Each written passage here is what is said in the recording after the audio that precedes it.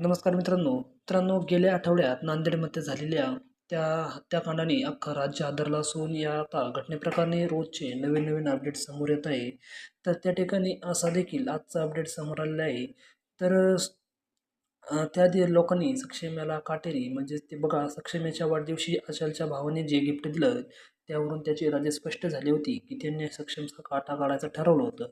मृत सक्षम ताटे याच्या आईचा आता त्या ठिकाणी मोठा खुलासा त्यांनी केलेला आहे. तर काय म्हणाल्या त्याची सविस्तर माहिती आपण त्याच्या व्हिडिओच्या माध्यमातून जाणून घेणार आहोत.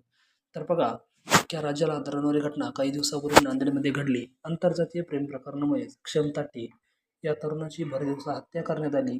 त्याची प्रेयसी आचल मामिलवाड ही तिचे वडील आणि 2 भावांनीच त्याच्यावर गोळ्या झाडल्या. पण एवढं त्यानंतरही तो जिवंत होता हे पाहून त्यांनी त्याच्या डोक्यात दगड घालून अखेर त्याचा जीवच घेतला. धक्कादायक गोष्ट म्हणजे ज्यांच्यामुळे सक्षमचा मृत्यू झाला त्यातला एक तरुण एकेकाळी त्याचाच मित्र होता. त्याच मित्राच्या बहिणीच्या प्रेमात पडल्याची शिक्षा सक्षमला देखील भोगावी लागली आणि त्याने आपला त्या ठिकाणी त्याचा जीव गमावला. मात्र त्यानंतरही प्रेयसी आचलीने त्याची साथ सोडली नाही. उलट तिने सर्वांसमोर सक्षम त्याच्या मृतदेहाशी लग्न करून त्या ठिकाणी त्याच्या नावाचं कुंकही त्या ठिकाणी लावलं. हा सर्व प्रकार पाहून उपस्थित नागरिकही त्या ठिकाणी हेलावून गेले होते. तर बघा, मृतदेहाशी लग्न केल्यानंतर आचल ही त्याच्या घरच्यासोबत राहत असून सक्षमच्या आईनेही तिचा स्वीकार केला. तिला मी मुलगी मानणार नाही कारण तो माझा मुलगाच आहे. सक्षमच्या जागी तिला मानेल, तिची शेवटपर्यंत साथ देईन असा निर्धार सक्षमच्या आईने देखील आता व्यक्त केलेला आहे. दरम्यान याच प्रकरणात सक्षमच्या आईने एक मोठा खुलासा केलेला आहे.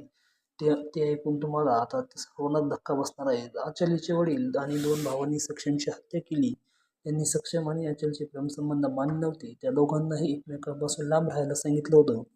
एवढंच नव्हे तर सक्षम याचा काटा काढण्याचा प्लॅन आचलच्या कुटुंबियाच्या मनात आधीपासूनच होता.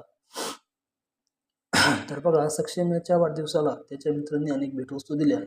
काहींनी फुलांचे बुके दिले. मात्र आचलचा भाऊ जो सक्षमचा मित्र होता त्याने मित्राने आणि आचलच्या वडिलांनी सक्षम याला भेट म्हणून गुलाबाचं फक्त काटे असलेलं झाड हे गिफ्ट म्हणून दिलं होतं असं सक्षमच्या आईनं सांगितलं. हे झाड जोपर्यंत हिरवं राहील तोपर्यंत आपलं प्रेम राहील असेच आचलचे कुटुंबीय तेव्हा सक्षमला म्हणाले. असा दावाही त्यांनी केला. सक्षम आपला चांगला जिवलग मित्र आहे असे आचलचे भाऊ दाखवायचे, पण त्यांच्या मनात दुसरंच काहीतरी होते. त्या काटेरी गुलाबावरून ते आता स्पष्ट झालेलं आहे. मात्र तेव्हा आम्हाला त्या भेटीमागचा अर्थच समजला नाही असं सक्षमची आई त्या ठिकाणी म्हणाली.